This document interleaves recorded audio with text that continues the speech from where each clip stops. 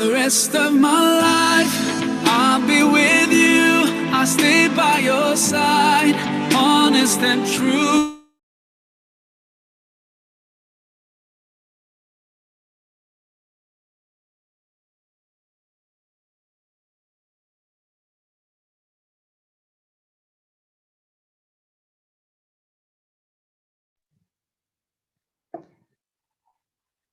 Halo, cek.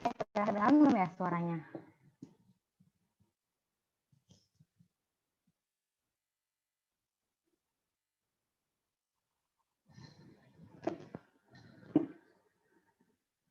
Oke, karena usahanya udah masuk, jadi kita mulai aja ya semuanya.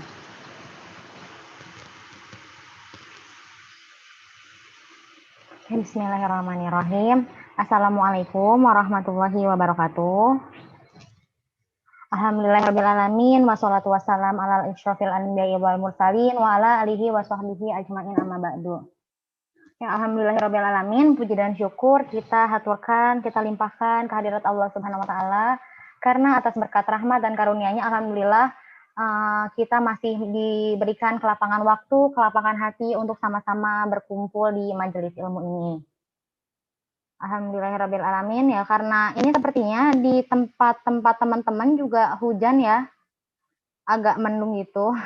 Alhamdulillah, tapi kita masih punya tekad, punya niat ya untuk bisa duduk di majelis ilmu ini.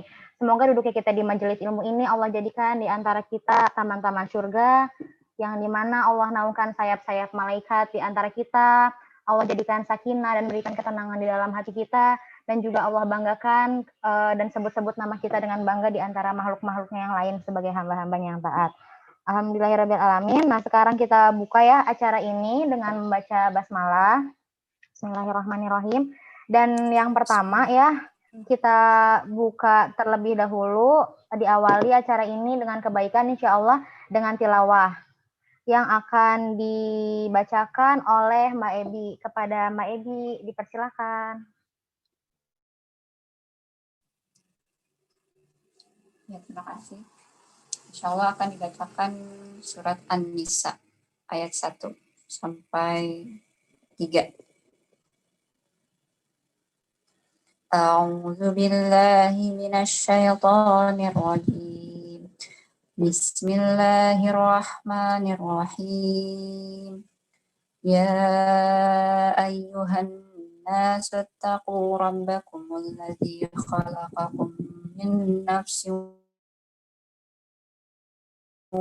نفس واحدة وخلق منها زوجها وبث منهما رجالا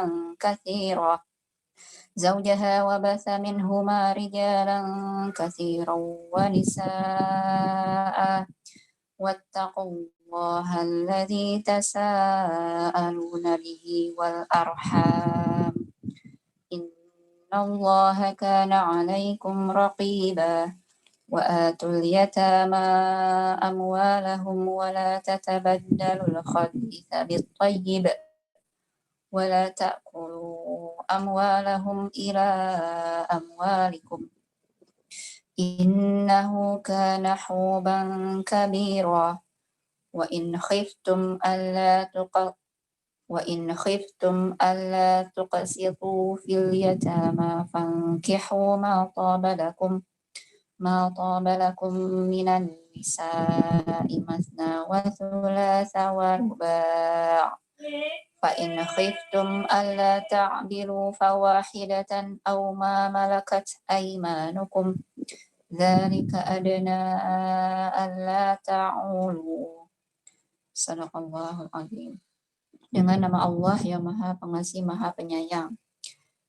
Wahai manusia, bertakwalah kepada Tuhanmu yang telah menciptakan kamu dari diri yang satu Adam, dan Allah menciptakan pasangannya Hawa dari dirinya. Dan dari keduanya Allah memperkembangbiakan laki-laki dan perempuan yang banyak. Bertakwalah kepada Allah yang dengan namanya kamu saling meminta. Dan peliharalah hubungan kekeluargaan. Sesungguhnya Allah selalu menjaga dan mengawasimu. Dan berikanlah kepada anak-anak yatim yang sudah dewasa harta mereka, janganlah kamu menukar yang baik dengan yang buruk. Dan janganlah kamu makan harta mereka bersama hartamu. Sungguh tindakan menukar dan memakan itu adalah dosa yang besar.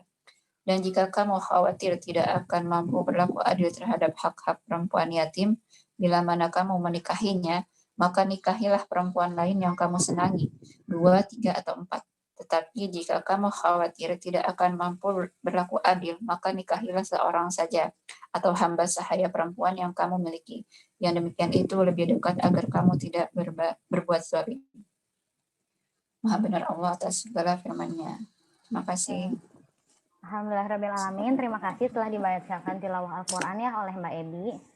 Oh ya, teman-teman semuanya boleh ya teman-teman yang lain sambil dihubungi. Mungkin masih ada yang belum masuk. Karena sayang banget nih kalau kelewatan. Terus selain itu kita juga ada live streaming di YouTube. Jadi kalau nggak bisa masuk lewat Zoom, boleh masuk lewat YouTube. Oke. Sebelum mulai nih mau menyapa dulu. Ahlan wa sahlan. Assalamualaikum Ustazah Hani. Waalaikumsalam warahmatullahi wabarakatuh. Ya, Ustazah Hani sehat? Hujankah Bogor? Alhamdulillah. Udah barusan itu ya, barusan gerimis. Sekarang udah berhenti kayaknya ini. Mulai berhenti oh ya, alhamdulillah. Iya. Karena adem ya Ustadz, ini agak sampai siang masih mendung-mendung sendu gitu. Iya, alhamdulillah. Ya, alhamdulillah. Baik ya Ustadz, berhubung waktunya nggak lama nih sampai zuhur aja, jadi mungkin teman-teman juga sudah nggak sabar untuk menantikan lanjutannya dari kajian minggu kemarin. Kepada waktu dan tempat, saya persilakan. Silakan Ustadz. Sebentar ya, saya share screen.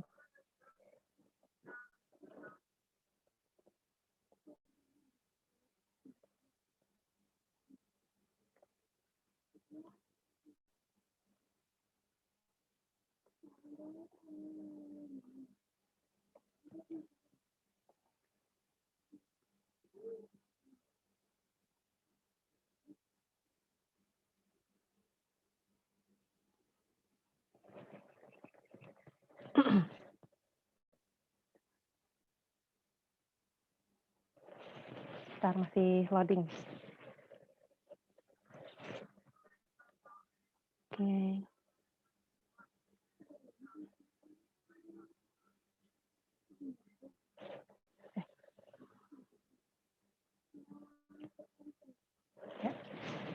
Bismillahirrahmanirrahim.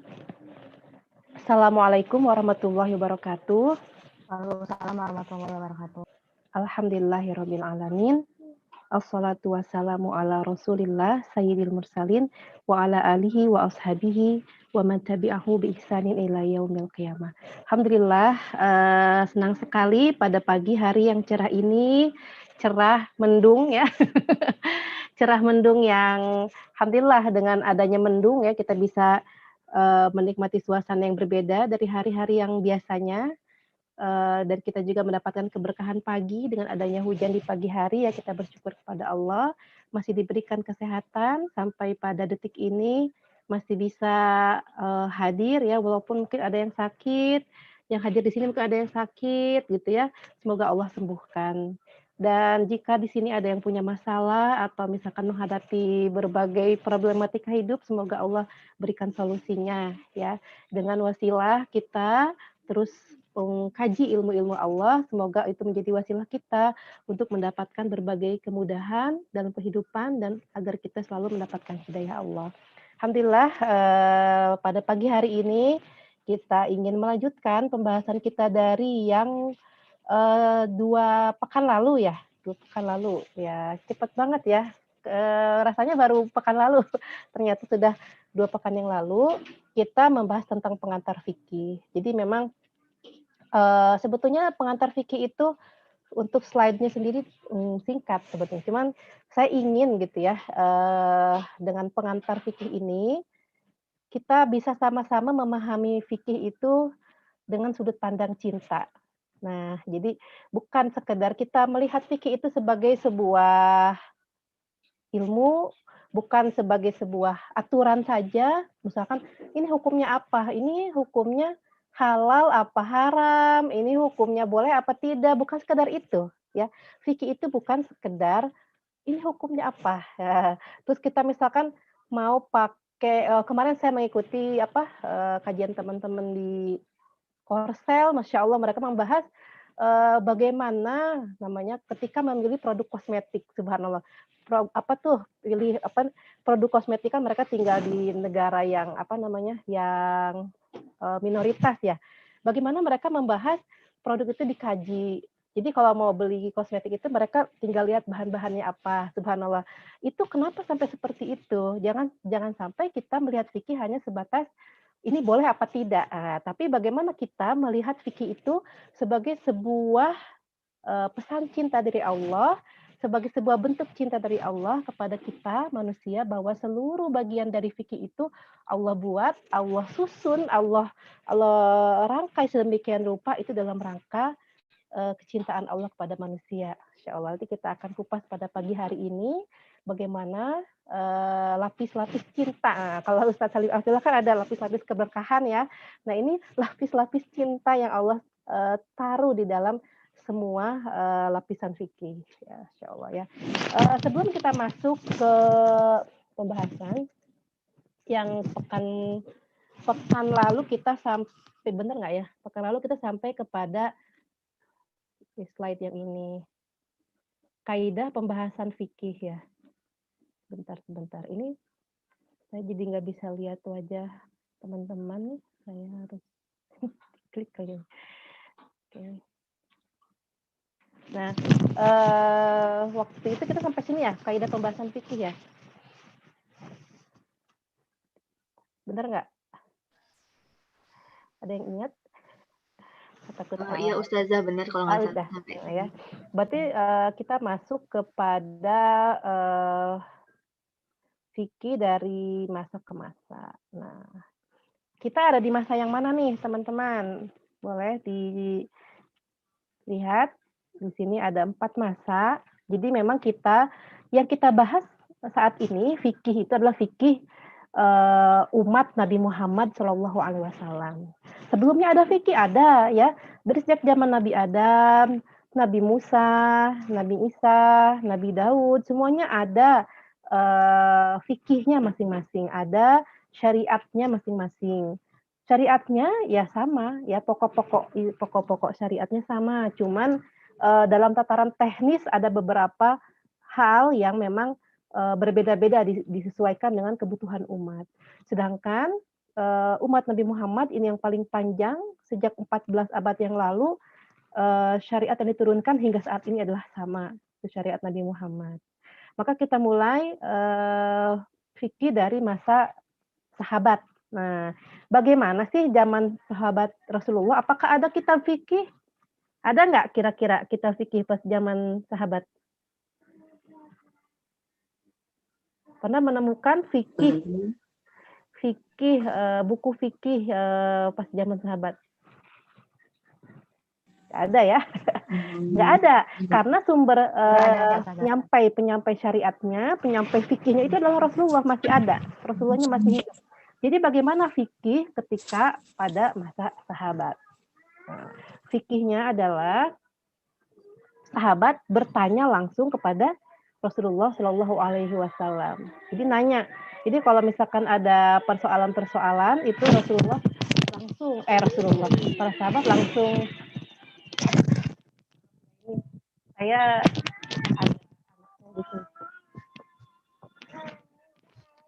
mainnya di sana tuh sama kakak ya. Ya. Pas zaman Rasulullah itu nanya. Jadi misalkan Rasulullah bagaimana hukumnya ini gitu ya. Rasulullah, aku mengalami ini, bagaimana, apa yang harus lakukan. Jadi ketika itu adalah justru adalah masa syariat itu masih diturunkan. Jadi syariat itu terus diturunkan sampai Rasulullah wafat. Jadi selalu ada info-info terbaru.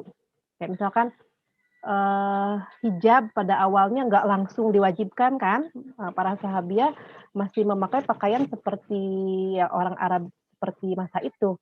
Kemudian turunlah syariat hijab, barulah semua berhijab, terutama para wanita yang paling drastis perubahannya, karena memang harus seluruhnya ditutup kecuali muka dan telapak tangan gitu ya. Nah jadi selalu ada update ketika masa Rasulullah karena memang syariat diturunkan tuh pelan-pelan. Jadi mengikuti psikologisnya ya, mengikuti psikologisnya. Ketika awal nih contohnya ketika permasalahan pernikahan. Orang-orang zaman dahulu berabad-abad lamanya, mungkin puluhan abad atau mungkin ratusan abad, mereka hidup dengan pola pernikahan poligami. Jadi mereka orang-orang zaman dulu tuh nikahnya itu istrinya banyak-banyak ya. Kalau kita baca di dalam tarikh ya, di dalam sejarah manapun, tidak hanya sejarah Islam, sejarah dunia, kita melihat orang itu ya, laki-laki itu pada zaman itu sistem pernikahannya itu poligami semua ya. Jadi baik dari kalangan rakyat sampai kalangan orang terkenal ya, atau sampai juga kalangan raja. Semakin tinggi jabatannya, semakin tinggi kedudukannya, semakin banyak istrinya. Nah, coba kita lihat di dalam buku-buku zaman dulu. Jadi ada yang misalnya orang-orang biasa nikahnya itu sampai 10. Ini bukan hal yang aneh ketika itu karena memang udah seperti kita sekarang. Sekarang kan kita monogami ya, zaman sekarang rata-rata istrinya 1 gitu. Nah, orang zaman dulu tuh justru ketika ada orang istrinya 1 itu aneh. Ini zaman dulu ya, zaman dulu. Jadi ada istrinya 10, 9. Nah, orang-orang yang kasta, bukan kasta ya, yang kedudukannya lebih tinggi itu istrinya 20. Nah, kalangan raja-raja itu istrinya sampai 50, sampai 90. Ini enggak aneh di zaman itu. Mungkin kita aneh karena kita berada di zaman yang berbeda. Nah, itu pas awal-awal syariat datang, Islam belum menurunkan syariat pembatasan ya, belum menurunkan syariat pembatasan.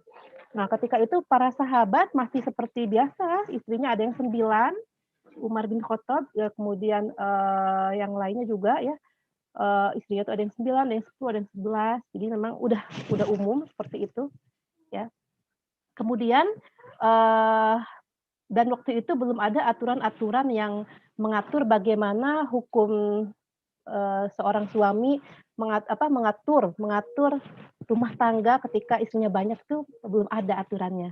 Lalu ketika pertengahan syariat, pertengahan masa Rasulullah ya, masa Rasulullah menyebarkan Islam, datanglah syariat pembatasan ya. Syariat pembatasan, yaitu ketika itu datanglah aturan dari Allah ya, bahwa istri itu maksimal 4. Nah, istri itu maksimal 4. Jadi Islam datang membawa aturan pembatasan jumlah istri. Nah, yang asalnya 50, yang asalnya 90, 100 ya, ada yang 10, itu dibatasi hanya 4, nggak boleh lebih dari itu. Kemudian dipangkas saat itu juga para sahabat langsung melepas istri-istrinya. Jadi yang 9 itu dipangkas jadi 4 gitu. Yang 10 dipangkas jadi 4. Jadi benar-benar saat itu juga dilaksanakan syariatnya. Kemudian datang tidak hanya dengan pembatasan, tapi juga datang dengan sesuatu yang detail, bagaimana tidak boleh dalam satu rumah, kemudian bagaimana aturan hak-haknya, bagaimana aturan pergiliran harinya dan sebagainya, itu datang Islam yang membawa. Di mana ketika itu seluruh dunia, termasuk Eropa, itu menerapkan poligami yang dahsyat, yang jumlahnya itu istrinya sampai 10, subhanallah. Jadi ini ada sesuatu yang terbalik mungkin ya teman-teman ya. Orang-orang sekarang tidak mengenal sejarah kemudian mengatakan Islam datang membawa syariat poligami. Karena apa kalau tidak tahu sejarah? Padahal kenyataannya Islam datang itu membatasi jumlah poligami yang ketika itu sangat luar biasa. Insya Allah ya. Ini kalau kita tidak paham, kemudian kita menyatakan aku mau meniru Rasulullah, istrinya mau banyak. Karena kebalik. Justru Islam datang ketika itu bukan menyuruh orang poligami, tapi menyuruh orang yang poligami istrinya dipangkas maksimal itu 4. Subhanallah. Bahkan makanya dalam Al-Qur'an itu kan bertahap ya. Kalau tidak sanggup 4, 3 saja. Kalau tidak sanggup 3, 2 saja. Kalau tidak sanggup 1. Kenapa? Karena asalnya dari 10. Dipangkas sama Allah, nggak boleh banyak-banyak, nanti haknya terbengkalai, jadi 4 aja maksimal. Kalau 4 nggak bisa, 3 aja, kalau 3 nggak bisa, 2 aja, kalau 2 nggak bisa 1. Nah ini yang terbalik di masa sekarang, orang-orang yang tidak belajar sejarah menuduh Islam membawa poligami, padahal Itulah yang terjadi. Poligami ketika itu adalah sebuah tren, lalu Islam datang membawa syariat pembatasan jadi 4, lalu orang-orang kemudian berpikir untuk 4 kayaknya nggak mampu, 3 kayaknya nggak mampu, dengan banyaknya aturan dari Islam ya. Kemudian 2 kayaknya masih nggak mampu juga karena ini berat. 1, akhirnya manusia kembali ke monogami ketika itu. Akhirnya sampai sekarang manusia berada pada tren monogami. Insya Allah ya. Jadi itulah bagaimana fikih ketika zaman Rasulullah Shallallahu Alaihi Wasallam itu adalah Rasulullah adalah pusat dari pemaparan fikih itu sendiri. Gitu. Nah, ketika masa Rasulullah ini ada sahabat-sahabat yang secara khusus mentafakuh, jadi menyerap ilmu fikih dari Rasulullah, ya, seperti Abdullah bin Mas'ud, ya, itu menyerap ilmu fikih secara khusus. Kemudian Anas bin Malik. Jadi mereka, ya, orang-orang yang secara khusus mengabdikan diri untuk menyerap syariah, ilmu-ilmu syariah dari Rasulullah, itu selalu berada di sekitar Rasulullah, gitu. Kemana-mana ikut Rasulullah. Ketika ada apapun permasalahan fikih dicatat, dipelajari, diingat oleh mereka, sehingga para sahabat yang lain, yang kan para sahabat kesibukannya banyak ya, tidak semua sahabat itu kemudian menjadi ahli fikih, tidak. Jadi ada sahabat-sahabat yang ya dengan pekerjaannya sehari-hari, mungkin sebagai pedagang ya, mungkin sebagai orang-orang yang bekerja di dunia yang lain, misalkan pertanian ya, kemudian dalam berbagai lini kehidupan mereka bekerja, tapi ada juga sahabat yang mengkhususkan diri seperti Abdul bin Mas'ud tadi. Nah, maka mereka inilah orang-orang yang ditanya oleh para sahabat ketika Rasulullah nggak ada, ketika Rasulullah udah wafat. Nah, ketika Rasulullah udah wafat, orang-orang bertanya kepada Abdullah bin Mas'ud. Nah, untuk permasalahan yang spesifik terkait wanita ditanyakan kepada Ibunda Aisyah radhiyallahu anha. Kenapa? Karena ya ada permasalahan-permasalahan yang hanya diketahui oleh Aisyah sebagai istrinya.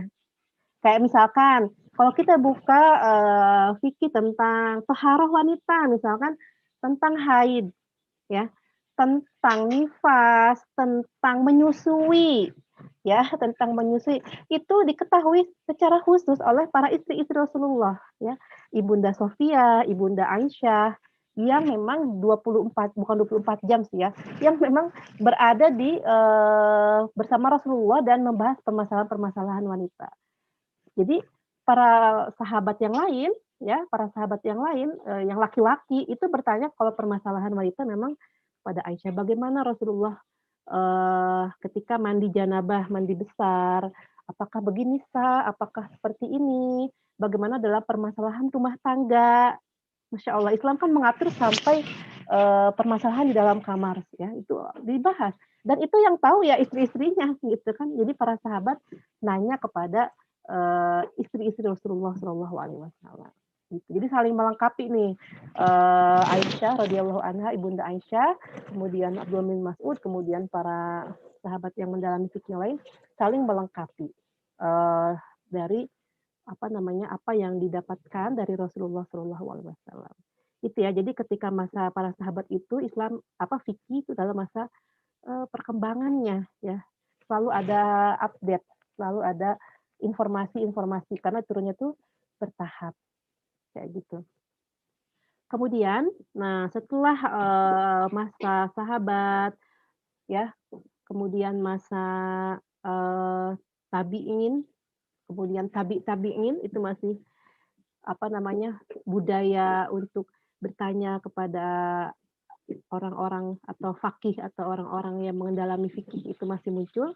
Kemudian muncullah setelah tabi'in muncullah masa yang kita kenal dengan mazhab. Nah, inilah yang kita kenal sampai sekarang. Ada begitu banyak mazhab fikih yang sebetulnya imam mazhab ini enggak berniat mendirikan mazhab. Enggak, mereka sampai bilang jangan mengambil dariku gitu. Karena mereka takut, khawatir gitu ya. Khawatir ada kesalahan seperti itu.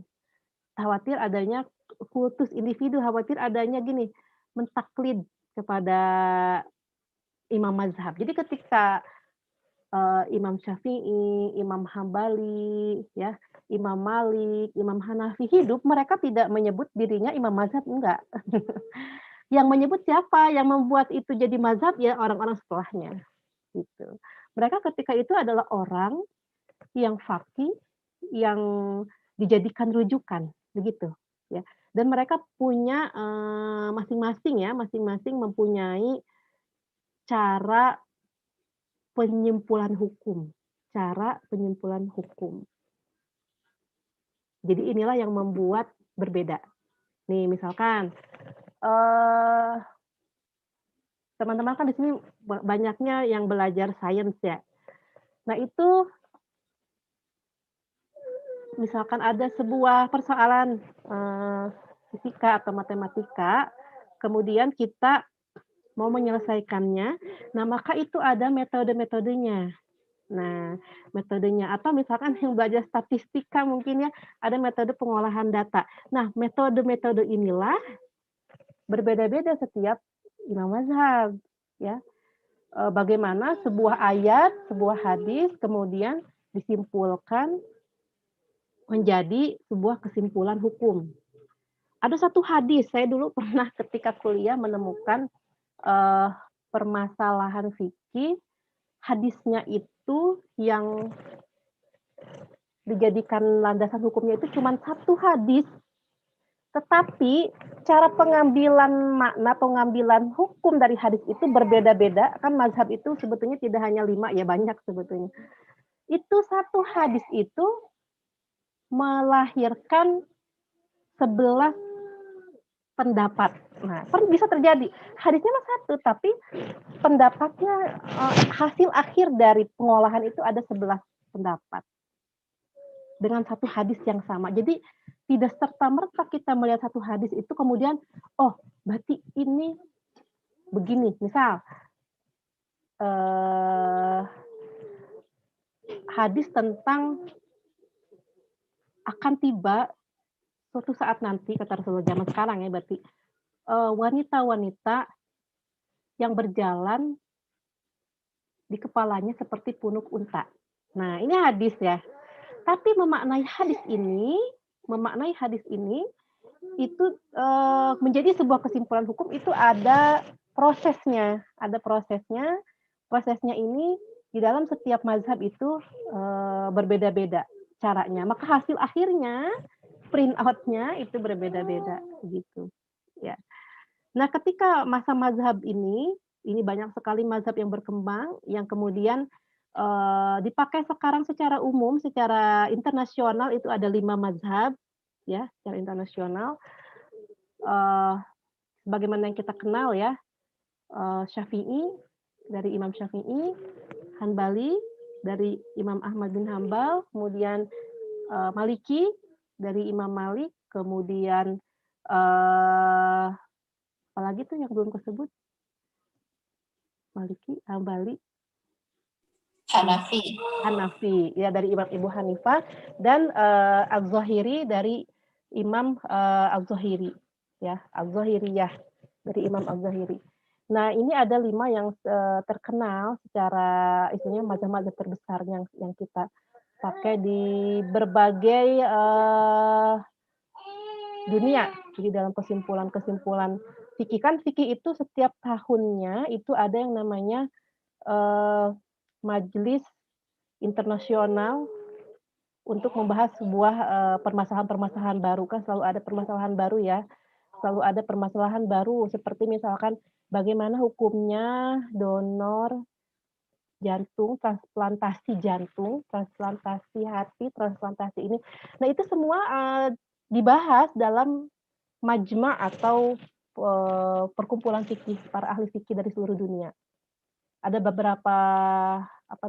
beberapa majelis fikih yang selalu digelar secara internasional, yang dipergunakan adalah dari secara umum ya 5 mazhab itu, walaupun selalu ada tambahan dari pencilan-pencilan pendapat-pendapat yang non mazhab ada. Nah, seperti itu. Nah, ketika masa mazhab ini itu berkembang sangat pesat, ketika itu di banyak sekali penulisan fikih berkembang sekali ketika itu ya, sampai saat itu semua imam itu punya murid, muridnya punya murid lagi, sampai buku fikih itu banyak sekali sampai sekarang. Banyak sekali. Ini seperti di belakang saya ini buku-buku fikih itu tidak ada habisnya ya. Bahkan yang belum dibukukan kan ketika sudah jadi buku itu dia ini ya, seperti begini. Ini buku fikih. Ya, seperti begini ini sudah namanya ditahqiq. Jadi dari manuskrip asli kemudian dia namanya ditahqiq, diteliti lagi oleh ulama-ulama di masa sekarang penulisannya dan sebagainya gitu. Nah, itu banyak manuskrip fikih dari zaman itu yang sampai sekarang belum ditahqiq, belum diteliti dan belum dibukukan. Jadi sangat-sangat banyak gitu. Ya. Jadi berkembang. Ketika itu tidak ada yang namanya taklid buta. Orang-orang sangat dinamis sekali perkembangannya. Kemudian pada masa berikutnya, nah setelah masa mazhab ini ada, ya orang-orang mulai menikmati kemudahan. Wah ya udahlah kalau mau masalah fikih kita nggak usah capek-capek, gitu ya. Udah ada kok yang ditulis sama Imam Syafi'i, udah kita ikutin Imam Syafi'i aja, gitu ya. Nggak usah komen-komen lagi, pokoknya terima aja apa adanya. Nah, maka terjadilah ketika itu masa kemunduran fikih, ya. Orang-orang taklid aja, ya udahlah pokoknya begitu aja lah gitu ya. Yang penting udah ada di buku itu kita ikuti aja seperti resepnya. Istilahnya kalau orang masak itu udah ada resepnya, nggak boleh dikurangi, nggak boleh ditambahi. Nah, udah akhirnya ijtihad ketika masa itu sempat menyempit. Ya, jadi orang-orang ya udah nggak mau memperdalam lagi, nggak mau mengembangkan lagi, ya cukup memakan makanan yang sudah jadi, istilahnya begitu. Ya. Kemudian berkembanglah ke masa modern, yaitu yang masa sekarang. Pada masa sekarang terjadi kembali gairah ya dalam pekajian fikih.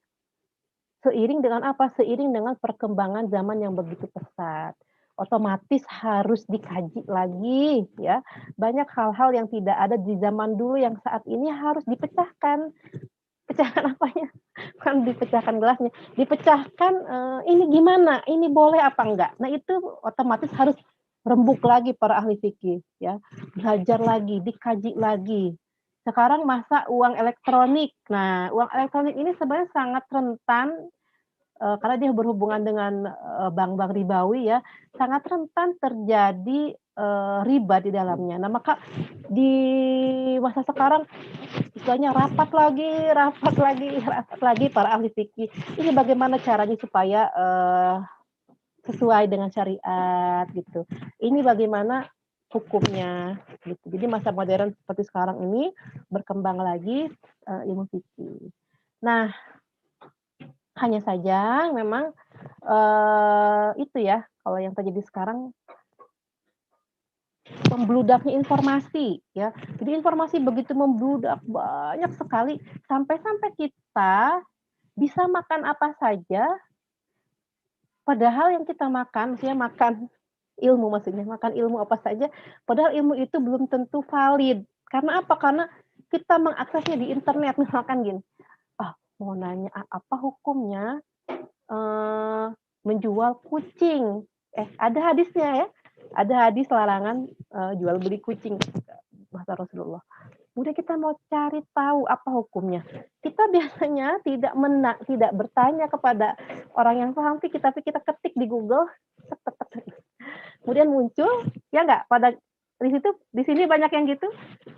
Kemudian kita muncul jawabannya dan begitu banyak sekali di situ jawaban, dan kita klik yang mana? Kita klik yang paling atas dong.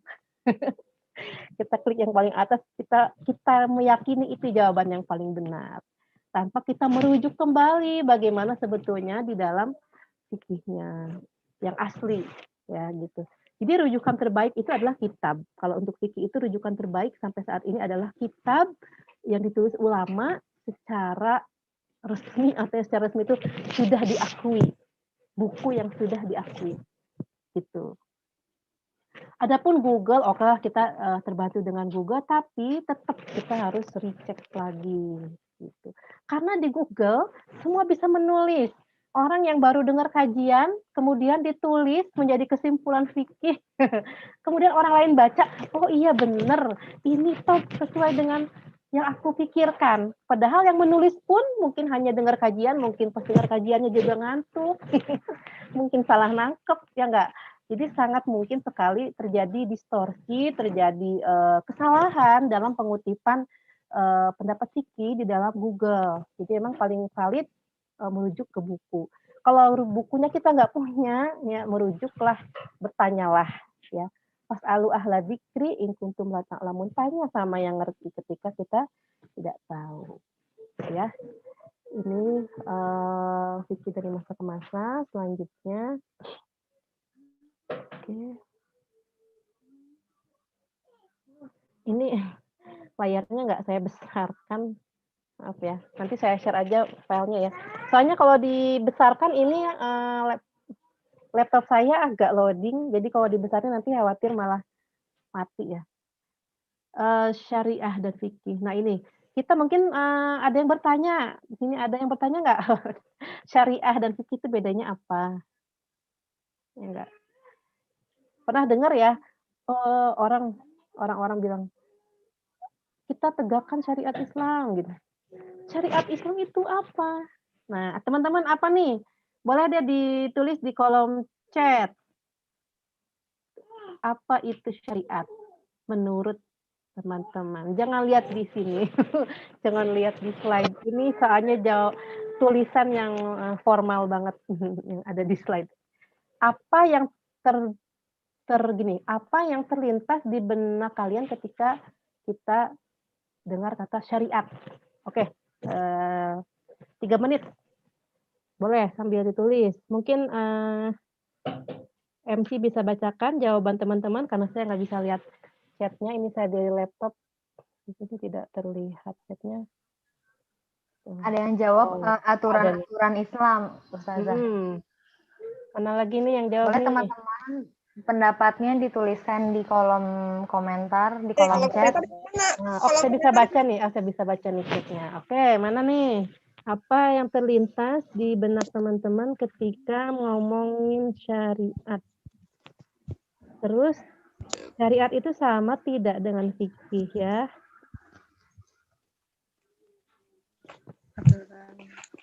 Aturan yang dibuat agama Islam. Syariat hal yang diridhoi Allah. Oleh agama apa? Oleh Allah apa sama itu? Syariat. Boleh dijawab, syariat dengan fikih sama tidak?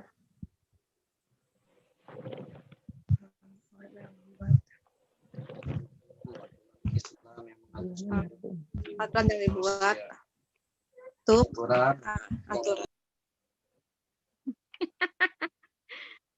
Ayo, boleh nanya suaminya, boleh nanya bapaknya, boleh nanya tetangganya, boleh. Saya ini mas, ini.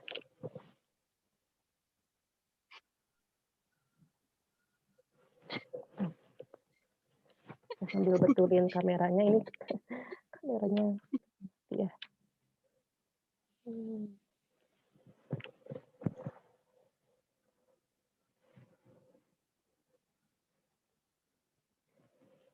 Beda syariat atau aturan Islam. Fikihnya mana? Syariat tidak sama dengan fikih, berbeda. Ini kayaknya pelajaran kuliah bukan? Ada di kuliah. Oke. Waalaikumsalam. Sebentar ya.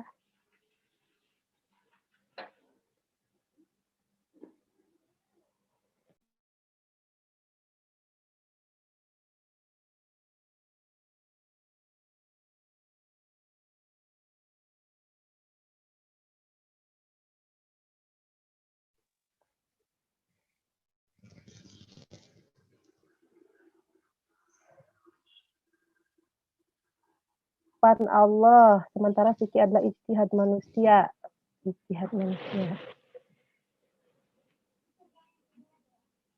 Fikih dari Allah atau bukan ya? Oke. Siap. Saya kelas. Silakan yang masih mau nulis ditulis aja. Ini saya minimize dulu biar bisa kelihatan. Oke. Alhamdulillah ya, syariat. Syariah dari kata syariah. Syariah ya. Syara'a. Nah, dia adalah artinya adalah jalan. Nah, jalan. Bentar ya. Ini ada tulisan.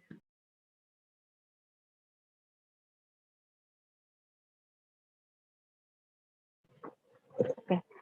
Syariat ini merupakan jalan. Artinya manusia. Bentar ya. Saya sambil ngasuh, ini tidak ada yang ngasuh soalnya. Syariat itu adalah jalan. Artinya manusia itu ketika lahir ke dunia, diciptakan Allah di dunia, itu dikasih tahu jalannya yang selamat. Kayak rel kereta api, gitu ya. Si kereta api ketika dibuat, satu paket dengan relnya, dikasih jalan. Ini relnya, kereta api jalannya di atas rel. Anjlok sedikit, kereta apinya berhenti. Karena dia keluar dari rel dan itu berbahaya. Begitulah syariat. Jadi syariat ini merupakan satu paket dengan penciptaan manusia. Ya, Allah ingin memberikan kita, memberitahu kita jalan. Jalan yang ditetapkan oleh Allah.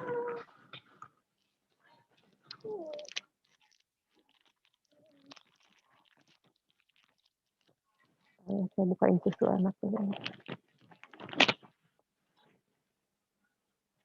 Duduk.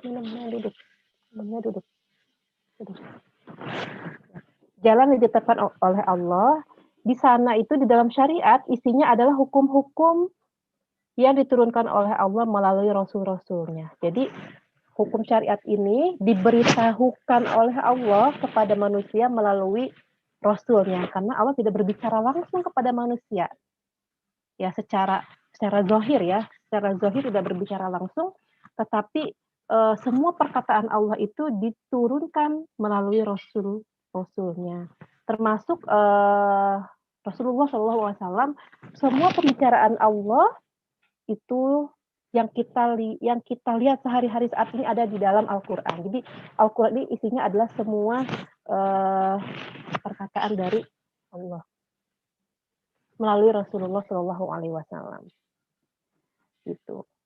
Jadi semua aturan ya yang diciptakan oleh Allah untuk manusia sebagai rel tadi ya, supaya manusia bisa berjalan di jalan yang tepat gitu. Ya, jalan yang tepat ini bukan untuk kemaslahatan Allah ya, tapi untuk kemaslahatan manusia itu sendiri. Nanti kita lihat lebih detailnya kemaslahatan yang seperti apakah yang dimaksud. Nah, fikih ini dia itu bagian dari syariat. Jadi jawabannya apakah fikih dengan syariat beda? Jawabannya adalah fikih adalah bagian dari syariat. Jadi kalau ada dia himpunan, mungkin teman-teman ingat ya pelajaran SMP, SD, ada himpunan itu syariat besar, di dalamnya itu ada fikih, nanti ada ilmu tauhid, ya. Di dalamnya itu ada. Jadi fikih itu merupakan bagian kecil dari syariat. Fikih secara khusus membahas tentang hukum-hukum. Jadi ini hukumnya apa? Nah, itulah ya fikih. Hukum-hukum syariah amaliyah, artinya hukum siap terap. Hukum siap terap, misalkan bagaimana caranya sholat. Oh, sholat caranya dimulai dengan takbiratul ihram, kemudian begini. Apa hukumnya orang yang meninggalkan sholat karena lupa? Oh, hukumnya begini. Itulah fikih. Jadi hukum-hukum syariat amaliyah, artinya yang dipakai sehari-hari yang siap terap, Dan dia itu tidak hanya hukum, tapi ada dalil yang terperinci. Misalkan, apa dalilnya orang ketika dia ketiduran, bangun tidur, ketidurannya misalkan jam setengah 12 sebelum azan zuhur. Saking capeknya, semalaman habis begadang, gitu ya, ngerjain tesis, misalkan begadang, jam setengah 12 siang tidur, niatnya mau bangun zuhur, tapi bangunnya ternyata jam setengah 4 sore. Nah, bagaimana aturannya di dalam fikih ketika ada kondisi itu? Itulah fikih.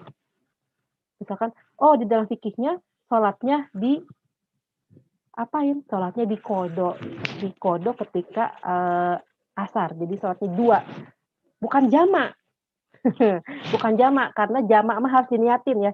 Bukan jamak, tapi dia kodok. Karena apa? Karena terlewat. Zuhur di kodok, asar ada namanya. Jadi dalam sholat nih ada namanya sholatul kodok, sholatul ada. Makanya ada, kalau di dalam fikih Syafi'i kan ada niat ya. Usolli fardo zuhuri, misalkan arba'a raka'atin mustaqbilal kiblati adaan lillahi ta'ala. Adaan artinya dikerjakan secara dikerjakan secara saat itu juga di waktunya. Nah,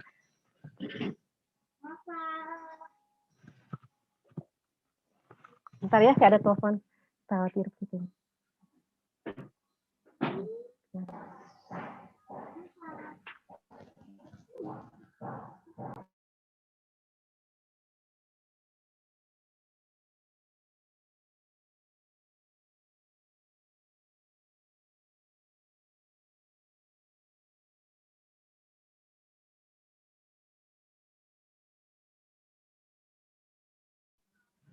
Ya, selain sholat sholat yang dikerjakan pada waktunya, ada sholat namanya kodoan. Jadi ada adaan, ada kodoan. Kodoan itu sholat dikerjakan di luar waktunya karena tidak sengaja. Misalkan ketiduran.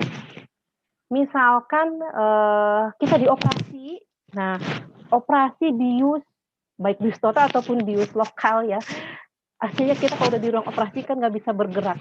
Nah, misalkan rencananya, katanya menurut rencana operasinya mungkin selesai ketika asar. Misalkan kita dioperasi setelah sholat zuhur nih, kita sholat zuhur. Kemudian kata dokternya, oh rencananya nih operasi nanti jam 4 udah kelar Bu, misalkan kayak gitu. Ternyata operasinya lebih panjang, misalkan karena sesuatu. Akhirnya kita baru tersadar dari bius itu misalkan sudah masuk waktu maghrib. Nah, otomatis yang asarnya ini kan tidak terlaksana. Maka ketika maghrib, kita mengkodo sholat asar. Nah, ada juga kasus misalkan orang lupa sholat. Bisa lupa, bisa. Bisa, tapi bukan lupa yang dilupa-lupain ya. Bukan lupa, aku lupa sholat. Lupain aja, bukan. Tapi misalkan kita misalkan terbiasa sholat isya misalkan tepat waktu. Jadi ketika azan langsung sholat itu. Pada suatu hari kita berada dalam sebuah kesibukan atau sebuah acara sampai kita tuh ngerasa dalam hati tuh udah sholat isya gitu ya. Kemudian kita ya udah, karena kita udah ngerasa kayaknya udah sholat isya karena udah selama ini sholat isyanya awal. Tidak tidur, kemudian pas misalkan subuh kita berpikir lagi, kayaknya malam belum sholat isya. Pernah nggak kayak gitu?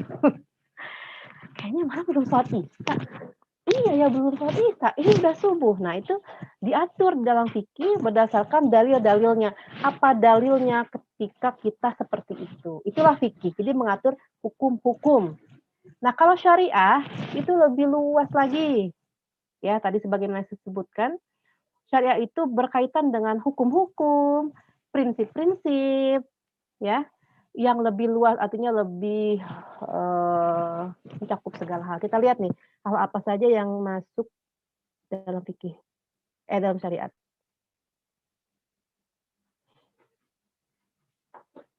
Ya.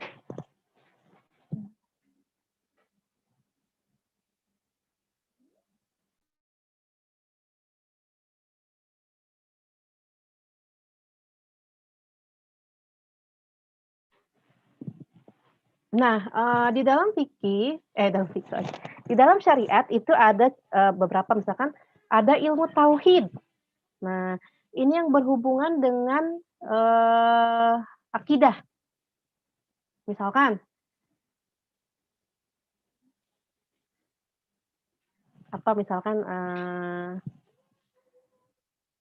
permasalahan jin, dukun, ya, atau permasalahan apa, kita mungkin ada ketika kita jadi emak-emak, jadi umahat, jadi ibu, jadi umi, jadi bunda, anaknya nanya, "Bunda, Allah ada di mana? Bunda, Allah itu kayak gimana?" Nah, itu semua jawabannya kita dapatkan harus berdasarkan sumber yang valid. Dari mana? Ada di dalam pembahasan ilmu tauhid. Nah, ilmu tauhid ini dibahas secara khusus. Ya, jadi sebagai satu disiplin ilmu yang khusus kalau sekarang ilmu tauhid.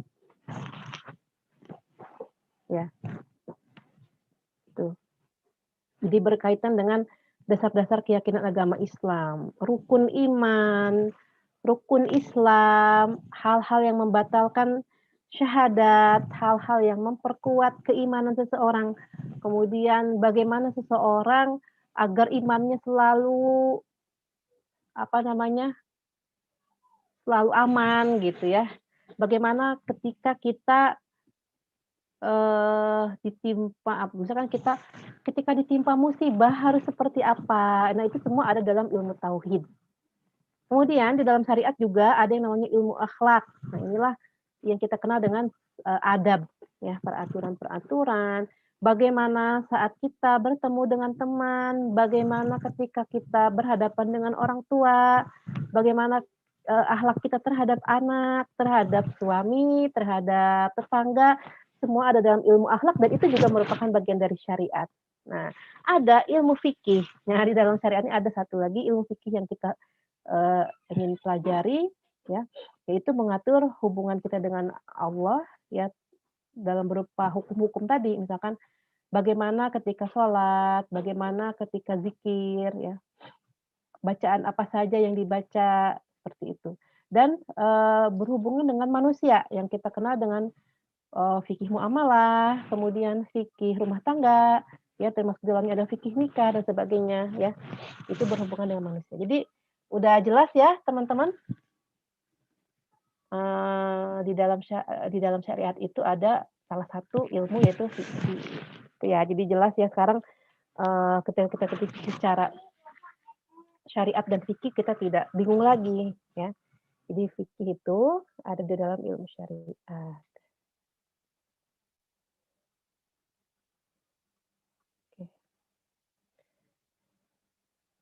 Nah, inilah yang ingin saya tekankan, yaitu ini saya mengambil dari buku, saya langsung ambil dari bukunya Imam Muhammad Ibnu Ashur yang terkenal, ya, buku Maqasidus Syariah. Kita harus meyakini ini, sebelum kita masuk ke dalam fikih, aturan-aturan yang akan Allah berikan kepada kita, yang kita menerimanya dengan ikhlas. Nah, keikhlasan seseorang itu berbanding lurus dengan kecintaan. Nih, ini kaidahnya dulu nih. Keikhlasan seseorang itu berbanding lurus dengan kecintaan. Semakin cinta, semakin kita ikhlas. Semakin kita mengerti maksud dari itu, semakin kita bisa menerima, ya enggak? Misalkan kita disuruh sama teman kita, gini, teman kita bilang, "Kamu pergi deh ke sana, ke pangkalan ojek sekarang." Apakah kita akan pergi? Ada dua. Pertama, kalau kita sayang banget sama teman kita, walaupun tidak masuk akal, tapi kita sayang dan percaya sama dia, kita pergi ke pangkalan ojek saat itu juga, tanpa kita nanya. Ya udah, karena aku sayang banget sama teman aku ini, aku nurut aja. Nah, lebih lagi kalau kita memahaminya. Tidak hanya cinta, tapi paham. Kenapa saya harus ke pangkalan ojek. Oh, itu. Ibu kamu udah nyampe di pangkalan ojek, tolong dijemput. Oh, kalau tahu ibu saya yang datang, saya pasti berangkat. Ada memahami, mengerti, mengetahui. Maka orang itu akan mengerjakan pekerjaan yang diperintahkan tadi dengan sukarela. Betul nggak? Karena cinta, karena percaya, karena mengerti. Nah, fikih pun begitu. Fikih ini memang isinya adalah sederet aturan-aturan yang Allah atur untuk kita, Allah berikan hukum-hukum untuk kita, mulai dari bersuci harus seperti apa, sholat harus kayak gimana, yang diterima tuh sholat yang kayak apa, kemudian puasa yang seperti apa, zakat yang seperti apa, kemudian dalam pernikahan harus bagaimana, kemudian dalam rumah tangga harus seperti apa, kepada anak harus seperti apa, dalam misalkan undang-undang hukum pidana Islam harus seperti apa, ya, kemudian dalam muamalah harus seperti apa.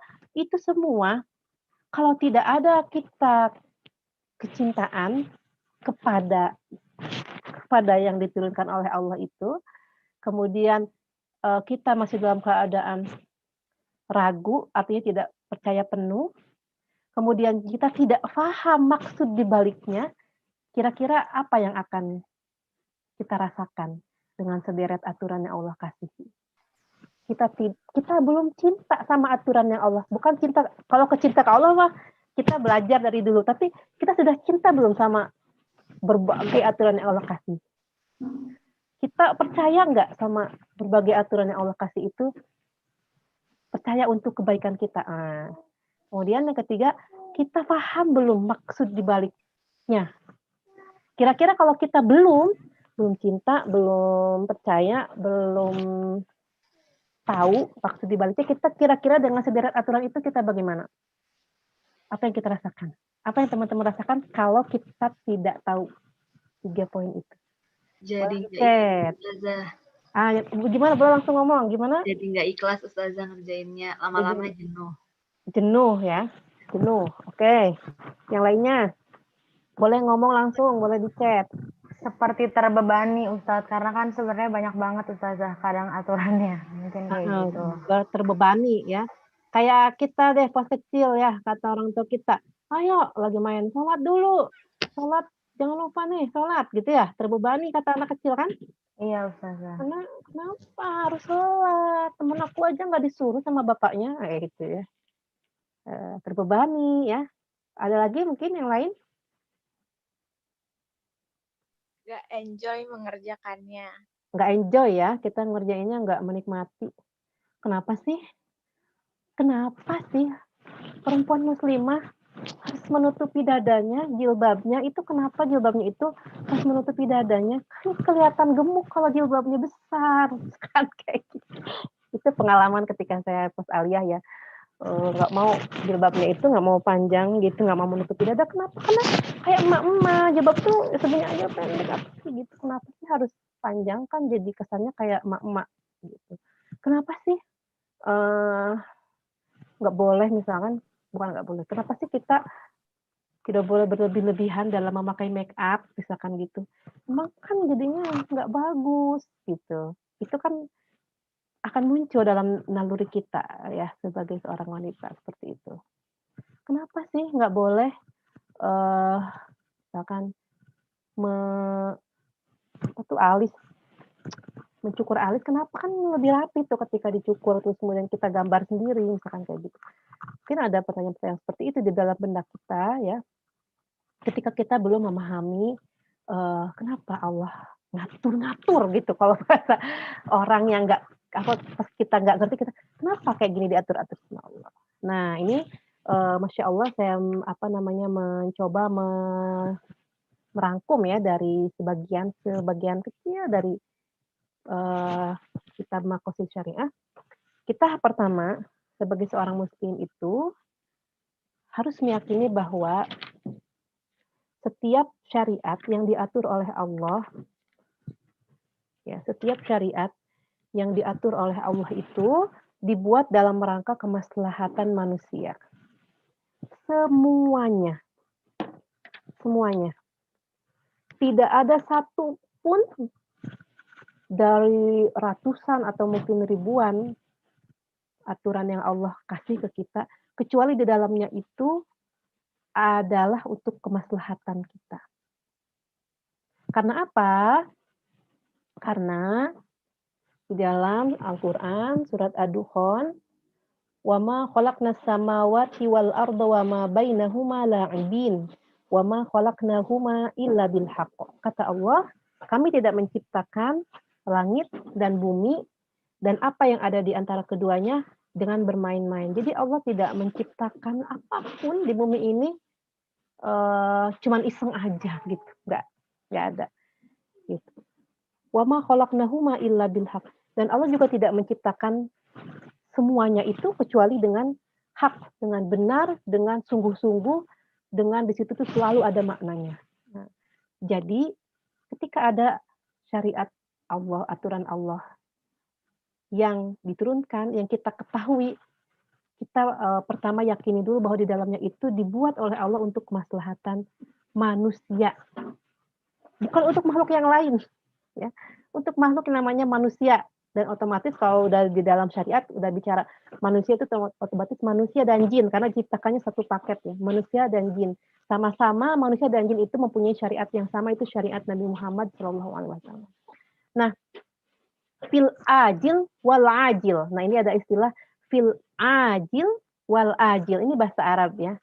Ajil pakai ain itu artinya sesuatu yang segera. Sesuatu yang langsung terlihat, terasa manfaatnya. Wal ajil yaitu dari akibat atau sesuatu yang muncul kemudian. Setelah kita tadaburi, setelah kita renungi, setelah kita mengalami, kita mengetahui manfaatnya. Contoh, di dalam syariat Islam ada larangan mabok-mabokan. Ya. Baik itu khamar atau misalkan bir, sake, soju, apalagi tuh apa tuh narkoba kayak gitu, pokoknya yang bikin akal kita hilang itu dalam Islam nggak boleh. Kenapa sih Islam kayak gitu aja nggak boleh, secicip aja nggak boleh? Nggak boleh. Pertama, al-ajil, kemaslahatannya ketika kita menghindari, kita menuruti kata Allah jangan ya, itu terasa langsung manfaatnya. Contohnya ketika menghindari itu kita tidak kehilangan akal.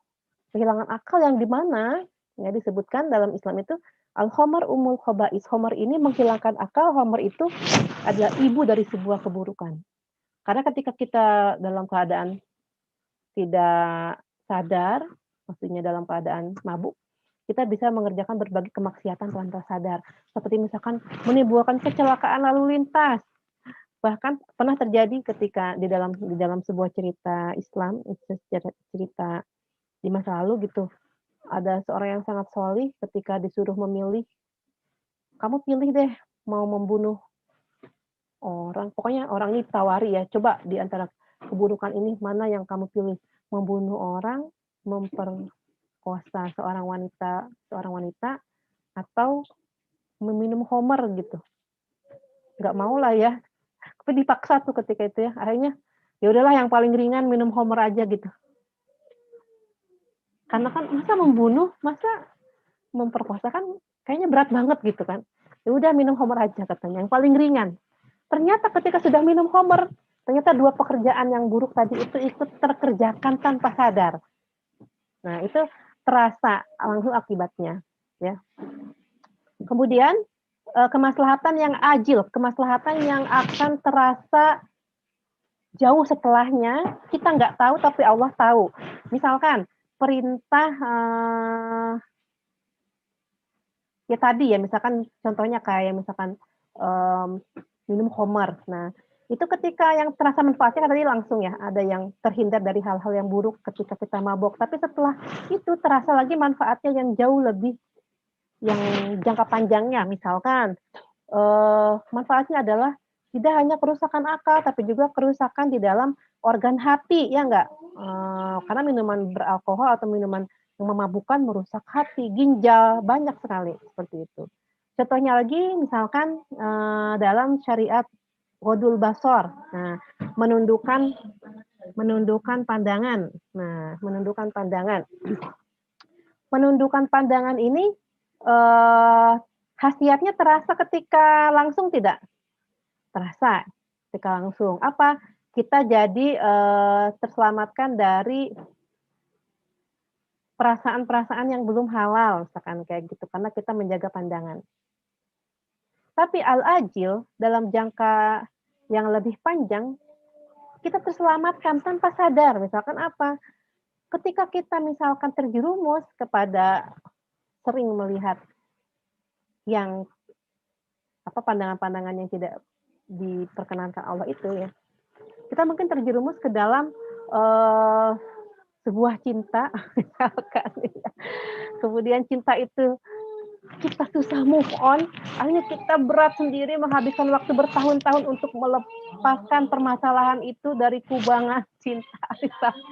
Kalau di film-film gitu ya, kita susah move on dari situ akibat satu pandangan. Nah, gitu. Ya. Cuma saya ada nasihat bagus yang saya pernah dapatkan dari seorang dulu, kakak kelas saya, Ustazah Wirdah ketika saya di Mesir dulu, tentang Ghodul basor, dan itu saya baru oh iya benar gitu. Jadi ada gitu ya di kalangan zaman dulu nih, kalau zaman sekarang saya nggak tahu, saya mungkin nggak update. Kalau zaman dulu itu tren ya penampilan nasyid gitu. Misalnya kita ada acara mahasiswa gitu kan, kemudian ada yang tampil di depan itu ikhwan-ikhwan nasyid gitu kan, ya enggak. Tapi kita biasa mengartikan Ghodul basor itu ketika ketemu orangnya langsung terus kita nunduk gitu.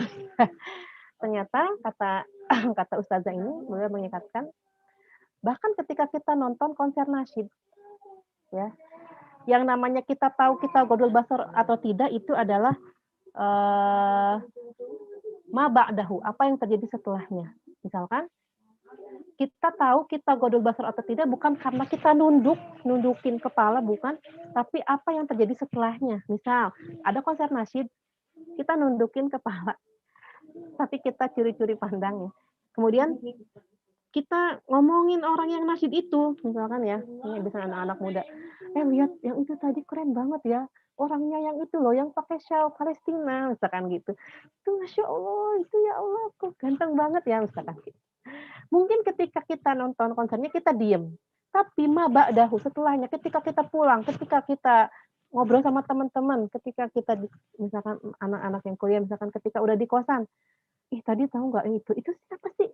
Itu anak fakultas mana? Misalkan kayak gitu. Ma ba'dahu, artinya Ghodul basor kita gagal karena ba'dahu, setelahnya kita terbukti bahwa kita tidak Ghodul basor. Gitu. Ini cuplikan aja. Sebuah perkataan yang berkesan ya dari seorang kakak kelas mengingatkan kita Ghodul basor atau tidak itu dilihat dari ma ba'dahu, setelah kejadiannya gitu. Kalau zaman sekarang mungkin udah nggak musim ya nasyid-nasyid itu ya. Kurang paham. Oke, kita lanjutkan ya. Nah, kita meyakini bahwa syariat seluruhnya adalah hikmah. Nah, kita meyakini bahwa semua aturan syariat tadi ada hikmahnya. Dari mana kita emang bisa yakin aja? Sebagian orang bisa. Tapi yang paling mudah adalah mencari tahu, belajar. Ketika kita belajar, kita mengetahui, oh kenapa ya kita disuruh Ghodul basor. Ternyata ada hikmahnya, kita belajar ya. Ternyata hikmahnya, kata Allah kan salah satunya, ketika kita menundukkan pandangan dari yang haram, maka Allah akan meletakkan rasa yang sangat manis, yang sangat indah, yang sangat nikmat di dalam hati kita. Halawatul iman, kemanisan iman, yang tidak dirasakan kecuali orang-orang yang melakukannya. Nah, ada hikmahnya. Kita jadi tenang nih. Kenapa ya Islam kok melarang pacaran, misalkan kayak gitu. Padahal kayaknya, kenapa harus dilarang? Ternyata ada hikmahnya. Oh, hikmahnya kita bisa fokus untuk mengembangkan diri kita, fokus untuk melakukan hal-hal yang positif. Ujung-ujungnya yang pacaran ataupun yang tidak pacaran, toh dia akan menikah, akan mendapatkan jodohnya, akan ketemu jodohnya gitu. dengan itu ya gitu. Beda-beda. Artinya adalah ada hikmahnya. Jadi kita bisa fokus untuk mengembangkan karir kita. Kemudian apa nih? Misalkan hikmahnya, kenapa ya kita nggak boleh mendayu-dayukan suara, melemahkan suara kita di depan ikhwan, atau misalkan kita menyanyi di depan ikhwan. Kenapa sih? Hikmahnya apa sih? Kita belajar, oh ternyata ada hikmahnya ya. Kita nggak tahu, karena kita sebagai perempuan nggak tahu bagaimana rasanya menjadi laki-laki ketika mendengar itu. Ketika kita tahu, ternyata emang bagus nih untuk kita, kayak gitu. Ya, biasanya nih emak-emak nih, para ibu-ibu, paling nggak suka kalau bahas permasalahan tadi itu yang saya bahas ya, poligami, misalkan kayak gitu. Kenapa ya? Nah itu tadi ya, setelah kita pelajari, oh ternyata bukan Islam menyuruh poligami, tapi Islam datang membatasi jumlahnya ketika itu yang 10 dibuat sama Allah maksimal 4. Kita salah paham langsung itu. Jadi ketika kita ngomong mendalami, mempelajari hikmah dari setiap aturan yang Allah kasih, yang ada adalah cinta sama Allah. Ya Allah, alhamdulillah ya di Islam ada aturan kayak gini. Contoh, di dalam Islam ada aturan misalkan dalam rumah tangga sangat detail. Suami nggak boleh begini, istri nggak boleh begini. Suami harus begini, istri harus begini. Kemudian misalkan terjadi pemukulan ya. Sebelum ada undang-undang KDRT, itu dalam Islam udah ada aturan-aturan fikih yang lebih indah daripada aturan KDRT yang ada di undang-undang sekarang. Tidak boleh misalkan memukul wajah, karena itu letak kemuliaan manusia. Tidak boleh memukul dada, karena di situ terdapat organ vital. Tapi di dalam syariatnya nggak dibilangin, tidak boleh memukul wajah karena ini, tidak boleh memukul dada karena ini, tidak boleh memukul perut karena ini. Nggak disebutin karenanya, tapi kemudian setelah kita belajar, para ulama udah menuliskan tuh, kenapa ya Allah nggak bolehin, ulama langsung mencari tahu. Jadi di dalam kitab-kitab ulama terdahulu ini, di sini udah ditulis sama mereka hikmahnya. Kenapa kita selama ini nggak tahu hikmah dari hukum fikih? Karena kita nggak belajar. Ya nggak? Karena kita nggak tahu, bacanya aja males. Kajiannya males, baca bukunya males. Akhirnya kita taunya Islam itu aturan aja gitu. Padahal semuanya adalah hikmah. Gitu ya. Jadi kenapa kita tidak mengetahui kalau di balik semua hukum Allah itu ada hikmah untuk kita? Karena kita nggak belajar. Karena kita lazy, males, gitu, males. Oke. Nah, kemaslahatan ini bersifat secara pribadi, maksudnya setiap manusia, dan juga kemaslahatan yang sifatnya umum. Kemaslahatan sifatnya umum.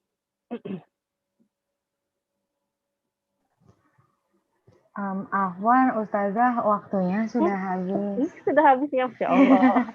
Afwan dipotong, Ustazah. Iya, nggak apa-apa. Ini, oke, berarti nggak apa-apa ya, kita lanjutin lagi. Nggak apa-apa nih, kita pelan-pelan aja, supaya betul-betul kita mengerti ya. Nanti ketika belajar fikih, jadinya kita nggak terbebani. Jadi masih dilanjut lagi nih kayaknya. Nanti ya. Mungkin minggu depan, atau minggu depannya lagi. Lanjut 2 pekan lagi. Ini masih pengantar ya, nggak apa-apa ya. Oke. Baik, Ustazah. Ya. Baik, terima kasih Ustazah Hani untuk materinya, alhamdulillah. Berikutnya kita langsung lanjut ke sesi tanya jawab ya Ustadz. Tadi Ustazah udah ada yang tulis di komentar, saya bacain ya Ustazah. Yang pertama ada dari Uhti Ani Irma dari Cibung Bulang.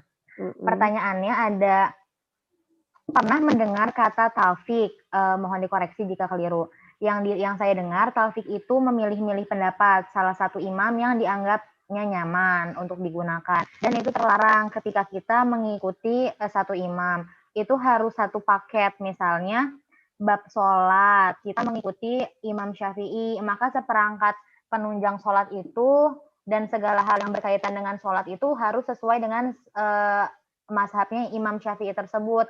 Betulkah demikian Ustazah? Bagaimana apabila dalam satu paket itu ada yang membuat kita ragu dan malah kita mungkin lebih nyaman dan memahami dengan menggunakan mazhab imam yang lain. Terima kasih Ustazah. Mungkin bisa dikelirkan lagi Ustazah. Oke. Talfik pakai qaf ya, talfik. Nah, itu artinya adalah mencampur adukan. Nah, ini di posisi kita sebagai bukan mujtahid, di posisi kita sebagai tanda kutip konsumen fikih. Artinya kita tidak mempunyai ilmu fikih yang mumpuni, kita juga bukan orang yang takhusus, orang yang secara khusus mempelajari dan mendalami fikih, maka kita menjauhi yang namanya talfik atau mencampurkan. Kalau bahasa mudahnya itu gado-gado. Jadi kita comot yang ini yang sesuai dengan kehendak hati kita ambil pendapat yang ini karena kayaknya ini lebih nyaman. Ya udah, pokoknya dari semua mazhab kita ambil dalam berbagai kondisi. Nah, itu yang namanya talfik.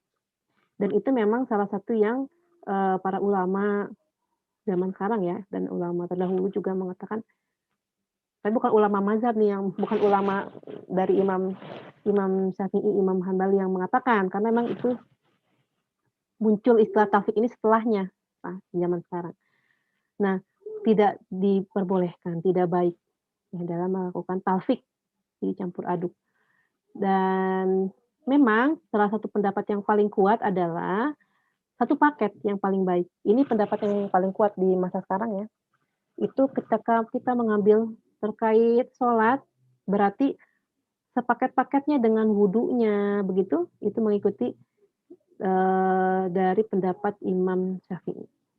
Misalkan Imam Syafi'i sholatnya kita pakai Imam Syafi'i berarti satu paket dengan seluruh permasalahan sholat. Kan permasalahan sholat itu banyak ya, dari mulai takbiratul ihramnya, kemudian sujudnya, bacaannya, niatnya, membatalkan apa tidaknya. Nah, itu satu paket semuanya dari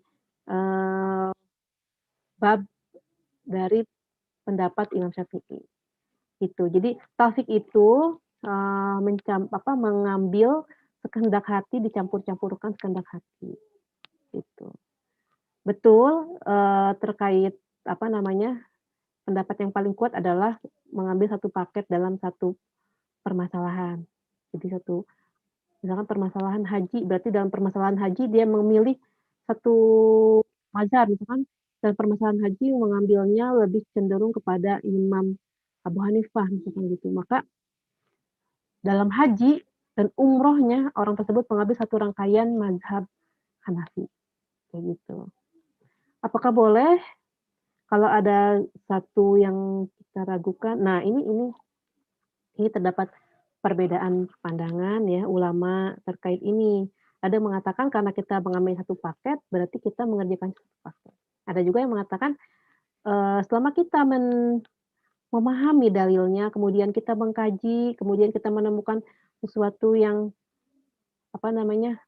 lebih kuat pendapatnya, lebih rojih pendapatnya di mazhab yang lain, ada yang mengatakan tidak masalah kita mengambil pendapat itu selama kita mempunyai dalilnya. Kita mendapatkan gitu, menemukan dalilnya yang lebih kuat. Jadi ini perkara yang bisa dibilang di masa sekarang ini istilah ya. Begitu. Tapi memang tadi ya kita menghindari yang namanya talfik. Ya, mencampur adukan sekehendak hati. Jadi kita kalau talfik itu nanti bisa berubah-ubah ya. Bisa berubah-ubah. Kayaknya yang ini lebih cocok masukin. Dalam permasalahan ini kayaknya lebih cocok kita masukin. Seperti itu. Karena apa? Karena di sini kita di dalam posisi sebagai konsumen atau sebagai orang yang tidak mendalami fikih. Tapi kalau seorang yang mendalami ilmu fikih, yang dia memang takhusus di dalam ilmu fikih, kemudian dia mengkaji, itu ada lagi nanti yang namanya fiqhul muqaranah ya, membandingkan. Nah, ini beda lagi. Jadi di dalam fikih itu kan ada istilahnya ada tingkatan-tingkatan orang yang menggunakan fikih. Ada orang yang namanya awam, ya awam, yaitu dalam hal ini secara umum gitu ya, orang yang kebanyakan tidak mendalami fikih secara detail. Nah inilah yang apa yang harus dilakukan orang yang tidak mendalami fikih secara khusus, ya kita ambil pendapat satu mazhab, mau nggak mau, ya karena kita tidak lebih paham dari ulama mazhab, mau nggak mau. Walaupun sebetulnya yang paling bagus adalah mujtahid gitu otomatis. Tapi masalahnya kan kita tidak semua orang punya kesempatan untuk itu kan. Maka yang paling selamat adalah ketika kita sebagai orang yang tidak mendalami fikih, kita posisinya adalah posisi mengikuti satu mazhab, itu yang paling aman. Tapi kalau kita misalkan di posisi yang lebih lagi, kita tafakuh di dalam fikih, ya kita mengkaji usul fikih, mengkaji ini, mengkaji itu, kita punya guru yang kita bisa bertanya kepadanya, maka kita boleh di situ mengkaji dalil-dalil yang ada di situ. Tapi memang harus punya basic ilmunya, karena memang ketika mendalami fikih itu orang tidak bisa ya orang bilang saya mengerti fikih hanya dengan belajar fikih, nggak bisa. Nggak bisa ya. Sebentar ada gangguan. Kita nggak bisa ini kan bentar.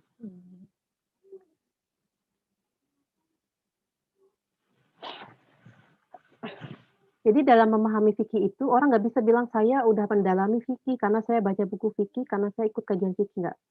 Jadi dalam mendalami fikih itu orang harus menguasai banyak hal, ya, bahasa Arabnya, kaidah bahasa Arabnya, kaidah bahasa Arab itu ada yang namanya balaghah, ilmu balaghah, ilmu sastranya, karena Al-Quran dan hadis banyak yang disampaikan secara bahasa sastra seperti itu. Ya, banyak deh pokoknya usul fikih, ilmu hadis, ilmu mustalahul hadis dan sebagainya. Ya, gitu ya. Jadi kita memang hindari talfik, kita ikuti saja salah satu mazhab, ya, kita dalami begitu, ya.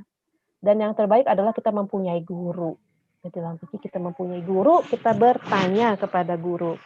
Oke, itu ya mungkin ya. Jadi yang paling selamat kita memang harus mencari ilmunya itu ada gurunya. Bukan Google. Bukan Mbah Google. Baik Ustazah, alhamdulillahirrahmanirrahim. Ustazah masih ada 2 pertanyaan berikutnya, saya bacakan lagi ya yang berikutnya Ustazah. Okay. Yang berikutnya ada dari Bias, dari asalnya Wonogiri. Pertanyaannya adalah, Ustazah saya ingin bertanya terkait jamak qasar. Jadi ini tentang fikihnya ya Ustazah. Dari apa yang saya ketahui, syarat yang diperbolehkan di jamak qasar adalah perjalanan menggunakan unta sejauh sekitar 90 km. Nah, untuk saat ini kan kita sudah menggunakan kendaraan ya yang lebih cepat, dan sehingga otomatis menempuh jarak jauh tersebut juga dapat dilakukan dengan lebih singkat. Dan juga banyak musola dan masjid atau peristirahatan di setiap tempat. Pertanyaan pertama, misalnya kita melakukan perjalanan antar provinsi dengan pesawat, apakah boleh menjamak qasar dengan alasan musafir? Karena kan sebenarnya mungkin jaraknya sudah 90 kilo gitu Ustazah. Nah, lalu kalau kita menggunakan kendaraan pribadi dan banyak pom bensin atau musola yang kita lewati, apakah juga masih boleh untuk menjamak sholat? Seperti itu. Baik. Jamak qasar dalam fikih Syafi'i betul ya, ini dengan jarak tersebut ya 89, sekian gitulah ya, 80 sekian kilometer ini digenapkan nih. Nah, apakah itu diperbolehkan hanya ketika kita naik kendaraan yang lambat seperti unta atau kendaraan yang lain? Tidak, artinya tidak hanya kendaraan tersebut secara khusus, karena memang tidak ada nas, ya. Jadi kalau di dalam fikih itu kan dalam menentukan hukum fikih yang kita lihat adalah sumber nas yang ada dalam Al-Quran dan juga riwayat hadis sunnah. Jadi Al-Quran dan Sunnah, Al-Quran dan riwayat hadis dari Rasulullah. Di dalam nas tidak disebutkan kendaraan tertentu. Gitu. Artinya adalah tidak ada dalil yang mengharamkan kita melakukan qasar sholat karena perbedaan jenis kendaraan. Jadi ini nggak ada nasnya, sehingga para ulama pun sampai sekarang tidak ada yang melarang kita, tidak ada yang mengharamkan ketika kita melakukan qasar walaupun kita menempuh jarak tersebut menggunakan pesawat. Gitu. Jadi tetap diperbolehkan kita mengqasar sholat walaupun jamak ya, kita jamak qasar walaupun kita menggunakan pesawat, kita tetap diperbolehkan kalau sudah mencapai jarak tersebut di dalam mazhab Syafi'i. Begitu ya. Jadi kenapa? Kan udah ada perkembangan yang sekarang nih lebih cepat. Masalahnya adalah tidak ada pengkhususan dari nas Al-Quran ataupun hadis yang mengkhususkan jenis kendaraan tertentu. Gitu. Jadi tetap diperbolehkan. Nah, boleh itu artinya kita boleh, ya, bukan harus. Yang namanya boleh itu berarti, jadi dalam istilah fikih nanti ada mubah. Kalau yang namanya mubah, ya boleh. Tapi kalau misalkan kita, aku naik kendaraan pribadi, mau berhenti aja nanti pas zuhur di tempat yang lain. Misalkan pas zuhur azan berhenti, pas asar berhenti, pas maghrib berhenti, naik kendaraan pribadi, ya boleh juga. Yang namanya boleh mah memilih. Jadi jamak qasar ini merupakan rukhsah, ya, kemudahan dari Allah.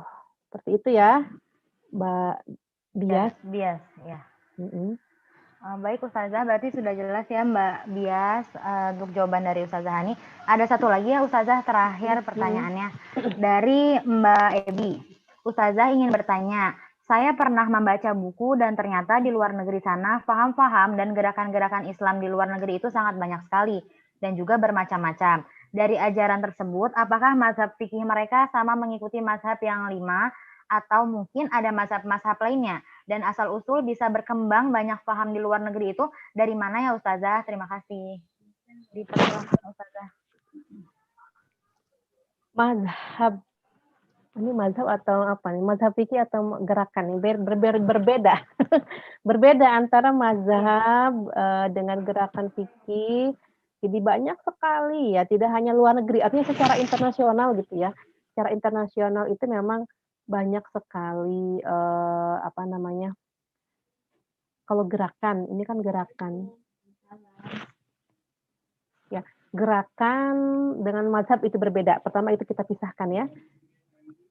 Mazhab dengan gerakan itu berbeda. Kalau mazhab juga ada banyak, ada mazhab akidah. Jadi perbedaan di antara kaum muslimin dalam memandang permasalahan akidah. Ada tuh mazhabnya lagi. Kalau kita nanti belajar tentang tauhid, tentang akidah, ada banyak mazhab di dalam akidah. Banyak sekali, banyak gitu. Ya. Nah, ada yang kita bahas sekarang fikih, ada mazhab fikih. Apakah mazhab fikih tidak hanya 5? Betul, tidak hanya 5. Saya sampaikan 5 itu yang paling besar yang diakui secara internasional, ya, dan dikenal umum oleh masyarakat secara internasional. Adapun nanti di dalam permasalahan fikih, di dalam mazhab itu ada pencilan-pencilannya. Misalkan ada pendapat yang sesuai mazhab, ada pendapat yang di luar mazhab. Contohnya, mazhab ada permasalahan yang di situ dibahas oleh mazhab Hanafi ini, mazhab Maliki ini, Syafi'i ini, Hambali ini, tapi juga ada pendapat Ibnu Umar. Nah, ini adalah sahabat Rasulullah. Ketika itu belum ada mazhab, tapi beliau sudah punya pendapat. Ada pendapat Ibnu Mas'ud. Berbeda ternyata pendapatnya Ibnu Mas'ud dengan yang dibahas oleh mazhab yang 5 ini. Jadi nanti bisa dalam permasalahan fikih saya pernah menemukan itu sampai 11 pendapat, ya. Artinya ada 11 pendapat, 11 hasil, 11 kesimpulan, bukan hanya 5. Dan ini kalau kita mengkaji dalam fikih yang lebih luas, dalam fikih misalkan fikih perbandingan, itu banyak sekali ditemukan tidak hanya 5. Jadi dalam satu permasalahan fikih itu bisa lebih dari 10. Itu sangat-sangat bisa. Dari mana? Kok bisa? Karena dalam mazhab pun bisa ada perbedaan. Misalkan pendapat mazhab Imam Syafi'i, pendapat muridnya Imam Syafi'i, pendapat Imam Syafi'i sendiri. Nah, itu bisa beda. Jadi ada namanya pendapat mazhab Imam Syafi'i yang disepakati oleh banyak orang di mazhab Syafi'i. Pendapat Imam Syafi'i sendiri pun bisa berbeda. Bisa berbeda. Gitu. Jadi sangat-sangat luas sekali. Ya. Kemudian gerakan. Nah, kalau gerakan ini banyak sekali. Misalkan gerakan apa nih? Gerakan pemikiran. Nah, gerakan pemikiran Islam. Loh, ini pasti sangat banyak sekali. Pemikiran ini, misal pemikiran apa ini? Ya, base-nya apa? Misalkan permasalahan perbedaan akidah. Ini sangat-sangat banyak sekali. Kemudian perbedaan tentang politis. Bagaimana Islam dan politik. Nah, ini berbeda. Banyak sekali pergerakan-pergerakan di dunia ini berbeda pendapat dalam menyikapi politik menurut Islam. Seperti itu. Jadi sangat banyak sekali. Dari mana datangnya? Dari mana datangnya? Ya itu. Ya. Kita memahami Al-Quran yang sama, kita mempunyai Rasul yang sama, tetapi dalam memahaminya kita mempunyai apa ya? Ya banyak sekali. Tiap-tiap daerah misalkan ya banyak faktor yang mempengaruhi terbentuknya suatu pemahaman atau gerakan gitu. Misalkan di Indonesia mazhab Syafi'inya, mazhab Syafi'i yang di Indonesia dibawa oleh dan dikembangkan oleh siapa? Oleh syekh siapa? Kemudian di Qatar oleh syekh siapa? Ya, itu akan berbeda setiap negara. Gitu. Ada apa namanya? Apa ya namanya tuh? Input dari lokal gitu ya. Input dari lokal seperti di Indonesia kayaknya orang tuh kalau nggak pakai sarung ke masjid, kok nggak pakai sarung sih? Kayak gitu ya. Di dalam fikihnya nggak ada, tapi itu seperti sebuah konsensus, seperti sebuah, ya nggak sopan lah ke masjid nggak pakai sarung. Ya nggak? Ini di Indonesia. Ini contoh sederhananya ya, kita memahaminya. Tapi ketika kita pergi ke Mesir, pakai sarung, di luar rumah, itu orang Mesir malah nggak suka. Kenapa sih pakai sarung? Karena di kalangan penduduk Mesir, orang pakai sarung itu pokoknya sesuatu yang buruk. Ini begitulah. Jadi di mana sebuah tempat itu sangat mempengaruhi apa namanya pemahaman-pemahaman yang ada di situ. Gitu. Yang penting adalah itu tadi ya, kita berpegang kepada fikih mazhab yang diakui aja, bukan yang diakui sih, yang masyhur itu yang 5, kita berpegang aja dari situ ya. Perbedaan-perbedaan yang sifatnya tidak asasi. Nah, jadi ada perbedaan itu ada yang sifatnya pokok. Kayak misalkan permasalahan akidah, itu kan kita tidak berbeda nih dalam permasalahan pokok. Tapi dalam permasalahan yang sifatnya teknis seperti tadi, masjid harus pakai sarung. Ini enggak pakai sarung. Itu kita hargai aja. Ketika kita ada di Indonesia, di masyarakat yang harus pakai sarung, laki-laki nih misalkan, kita pakai sarung. Ketika kita pergi ke Mesir, di sana orang tidak suka sarung, kita jangan pakai sarung kayak gitu. Kita hargai. Jadi perbedaan yang sifatnya asasi kita jangan toleransi. Misalkan akidah gitu ya, mengucapkan selamat Natal kayak gitu berbeda. Maksudnya dalam hal yang kondisi-kondisi tertentu ya, ada kondisi-kondisi khusus lagi nanti beda lagi. Ya. Kemudian dalam perbedaan yang sifatnya furu cabang itu tidak masalah. Tidak masalahnya apa? Kita hargai aja. Gitu. Dari mana asalnya? Dari mana asalnya perbedaan itu tadi ya, dari banyak faktor kondisi lokal, faktor inputnya, bagaimana kondisinya saat itu. Nah, yang saya bahas di sini, mazhab fikih yang 5 itu adalah mazhab Sunni. Jadi yang kita bahas, mazhab fikih yang 5 itu adalah mazhab Sunni, karena di dunia internasional ada juga yang namanya Syiah. Ya, jadi ada Syiah, ada Sunni. Di dalam Islam yang Sunni ada mazhab yang 5 gitu. Tapi kalau di luar itu ada yang Syiah, nah pasti itu beda lagi ceritanya, begitu ya teman-teman ya. Baik. Baik, alhamdulillah Ustazah Hani, terima kasih untuk jawabannya. Sudah clear ya sebenarnya teman-teman, sangat lengkap sekali. Baik Ustazah, berarti untuk hari ini alhamdulillah kajian fikih Al-Waqiah jilid 2 ya untuk penghantar fikih sudah selesai. Mungkin nanti 2 minggu lagi akan dilanjutkan ya Ustazah untuk jilid ketiganya tentunya. Iya. Karena slide-nya masih banyak ya yang harus kita pelajari. Ya alhamdulillahirabbil alamin. Terima kasih Ustazah Hani untuk berkenan membagikan banyak sekali ilmu-ilmunya. Semoga menjadi keberkahan juga untuk Ustazah Hani dan keluarga. Juga teman-teman yang sudah hadir, sudah mau belajar bareng-bareng hari ini walaupun mendung, dingin tapi memilih untuk menghadiri majelis ilmu ya dan bukannya rebahan nih, alhamdulillah. Semoga Allah jadikan catatan amalan kita ya teman-teman. Gitu. Lalu ini sebelum ditutup kita boleh foto bersama dulu ya untuk dokumentasi dari panitia. Mungkin bisa di on cam bagi yang menggunakan hijab lengkap. Lalu boleh di screenshot ya sama Adis. Adis boleh dikasih aba-aba kalau sudah screenshot. Iya boleh. Silakan Adis. Silakan on cam dulu semuanya. Ini ada 2 halaman, jadi fotonya 2 kali ya. Silakan bersiap dulu. Oke. Halaman pertama ya. Lagi pada masih buka ya, bentar-bentar. Oke. Halaman pertama, 1, 2, 3. Tunggu, 1, 2, 3. Sebentar, di save dulu.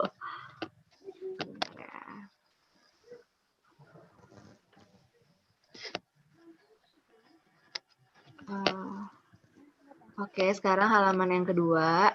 1, 2, 3. 1, 2, 3. Ya, sebentar saya save dulu ya. Oke, sekali lagi. 1, 2, 3.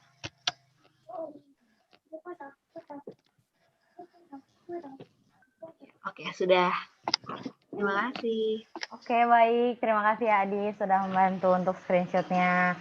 Alhamdulillahirrabbilalamin. Dengan selesainya ini berarti selesai juga nih untuk sesi kita hari ini. Jadi nanti insya Allah bertemu lagi bersama Ustazah di antar fikih berikutnya. Di jilid ketiga insya Allah 2 minggu lagi. Semoga kita sama-sama diberikan sehat, waktu luang untuk bisa hadir lagi ya di majelis ini yang berikutnya. Jadi biar tuntas ilmunya.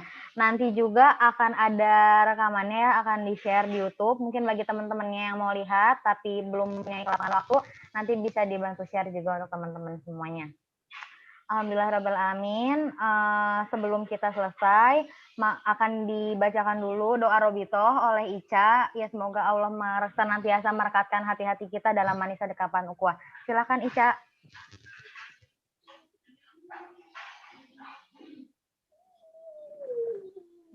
Bagi semuanya, marilah kita tundukkan kepalanya. Bismillahirrahmanirrahim. Qulillahumma malikal mulki tu'ti mulka man tasya wa tanzi'ul mulka mimman tasya wa tu'izzu